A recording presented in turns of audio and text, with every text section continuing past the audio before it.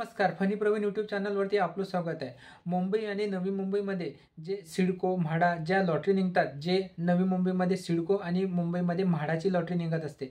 म्हाडाची lottery आता येणाऱ्या 14 तारखेपासून हे पब्लिश होणार आहे. त्याच्याची PDF अजून आलेली नाही आहे, पण जशी PDF येणार आहे तशी आपण या चॅनलवरती फॉर्म फिलअप कसा करायचा, फॉर्मची ऑनलाईन डेट कधी आहे, रिझल्ट कधी लागणार याची माहिती आपण पाहणार आहोत.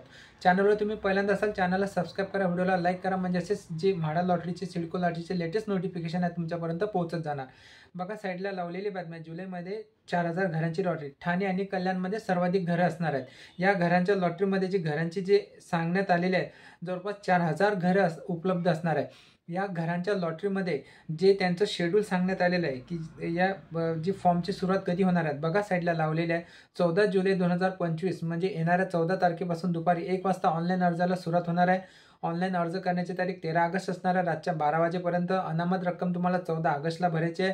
पहिली प्रारूप यादी लागणार आहे 21 ऑगस्टला, दुसरी प्रारूप यादी लागणार आहे 25 ऑगस्टला आणि अंतिम प्रारूप यादी लागणार आहे 1 सप्टेंबरला संध्याकाळी 6 वाजता.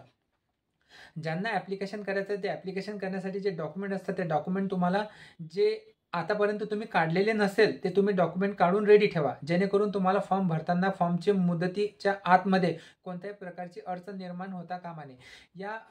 या म्हाडा लॉटरीमध्ये जर तुम्हाला सहभाग घ्यायचा असेल तर तुम्हाला जे डॉक्युमेंट आहे ते डॉक्युमेंट तुमच्याकडे असणे आवश्यक आहे. एक म्हणजे आधार कार्ड, 2 म्हणजे पॅन कार्ड. आधार कार्ड, पॅन कार्ड ज्याच्या नावाने तुम्ही फॉर्म भरतात दोन्ही सेम याच्यामध्ये तुमचं जन्मतारीख ही सेम असणे आवश्यक आहे. आधार कार्ड आणि पॅन कार्ड दोन्ही याच्यावरती, आणि आधार कार्डला तुमचा मोबाईल नंबर रजिस्टर असणे आवश्यक आहे. कारण की फॉर्म भरताना त्याच्यावरती जो आधार ऑथेंटिकेशन जो OTP येत असतो तो आपल्याला फॉर्म भरताना फिलअप करताना त्याची OTPची गरज असते. त्यानंतर डोमेसाईल सर्टिफिकेट, महाराष्ट्रामध्ये आपण राहतो, महाराष्ट्र राज्याचं जे डोमेसाईल सर्टिफिकेट आहे ते तुमच्याकडे असणे आवश्यक आहे. याच्यामध्ये डोमेसाईल सर्टिफिकेट जे जुनं काढलेलं आहे ते इथे चालणार नाही. येथे जे बारकोड असतात, डोमेसाईल सर्टिफिकेटला जे बारकोड लावून आलेले असतात ते तुम्हाला डोमेसाईल सर्टिफिकेट लागणार आहे. ITR ज्यांचं इन्कम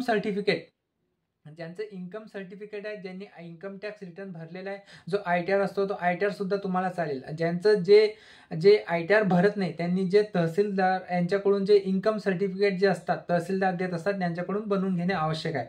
त्यानंतर जर तुम्ही कॅटेगरीमधून जर तुम्ही फॉर्म भरत असणार, जर जे कॅटेगरी सांगण्यात आलेले आहे SC कॅटेगरी, ST कॅटेगरी, परत असे जे माथाडी कामगार, पत्रकार, एक्स सर्व्हिसमॅन, हे जे कॅटेगरी आहेत हे सर्व कॅटेगरीचे सर्टिफिकेट असतात त्या डिपार्टमेंटकडून तुम्हाला बनवून मिळत असतात. तर हे सुद्धा तुम्ही ते सर्टिफिकेट जमा ठेवा, म्हणजे जेणेकरून तुम्हाला फॉर्म फिलअप करताना कोणत्याही प्रकारची अडचण येणार नाही. जशी 14 तारखेला याची प्रारूप जे याचं नोटिफिकेशन येणार आहे, जी PDF येणार आहे, याची माहिती आपण वेळोवेळी तुमच्यापर्यंत पोहोचवण्याचं काम करतो. तर असा हा महत्त्वपूर्ण व्हिडिओ वॉच केल्याबद्दल धन्यवाद. भेटू नेक्स्ट व्हिडिओमध्ये.